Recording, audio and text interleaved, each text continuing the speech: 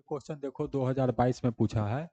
KTG के हिसाब से कह रहा है, पहला ऑप्शन है कि 0 डिग्री सेल्सियस पे गैस का मॉलिक्यूल फ्रीजेज हो जाएगा। हाँ, ये बात तो सही है कि नहीं, ये गलत हो गया, ये ऑप्शन गलत हो गया। ये 0 डिग्री सेल्सियस का है, 0 डिग्री सेल्सियस नहीं, 0 केल्विन पे सारे मॉलिक्यूल फ्रीज कर जाते हैं। तो पहला स्टेटमेंट तो हम लोग को गलत हो गया।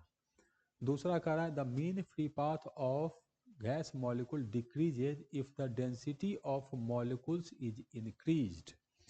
अब डेंसिटी में हमको देखना है, तो एनडीएम होता है हम लोग को number of molecules by volume, और इसको लिख सकते हैं एन डिवाइडेड बाय, अब डेंसिटी इक्वल टू होता है हम लोग को मास बाय वॉल्यूम, तो v को लिख सकते हैं m डिवाइडेड बाय रो, तो ये आ गया n into rho divided by m। इसको यहाँ पुट करते हैं तो लैम्डा यहाँ पे ऐसे इज एनडीएम के देखो इन्वर्सली प्रोपोर्शनल है और एनडीएम रो के डायरेक्टली प्रोपोर्शनल है, तो इसका मतलब ये रो के इन्वर्सली प्रोपोर्शनल होगा। तो कह रहा है the mean free path of gas molecule decreases if the density of molecules is increase. हाँ, डेंसिटी जब बढ़ाएंगे तो मीन फ्री पाथ हम लोग को घटेगा, तो सेकेंड बात जो है ये सही है। कह रहा है तीसरा the mean free path of gas molecule increases if temperature is increase keeping pressure constant. तो ये बात हम लोग जानते हैं कि एनडीएम ये होता है n बाई वी। अब बोल्जमान इक्वेशन कहता है कि P V equal to N K T, तो n by V equal to आ गया p डिवाइडेड बाई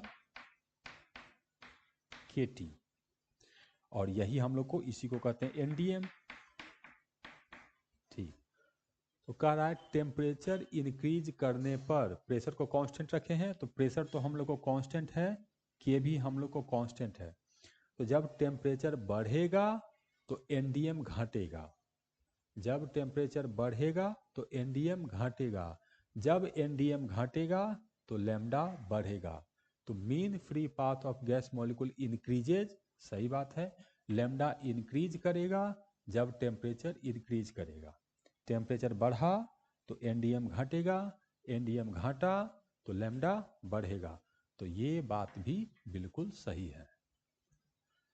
चौथा कह रहा है एवरेज काइनेटिक एनर्जी पर मॉलिक्यूल पर degree of freedom is 3 kBT/2 for mono atomic gas.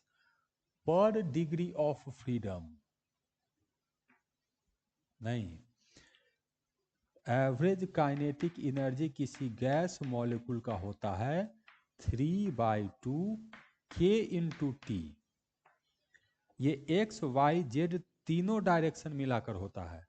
अगर केवल एक्स डायरेक्शन में कहेंगे तो एवरेज काइनेटिक एनर्जी होता है 1/2 K इंटू टी।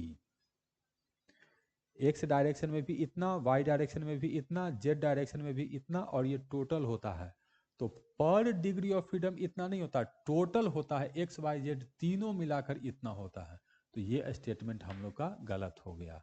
तो करेक्ट स्टेटमेंट है हम लोग का बी और सी।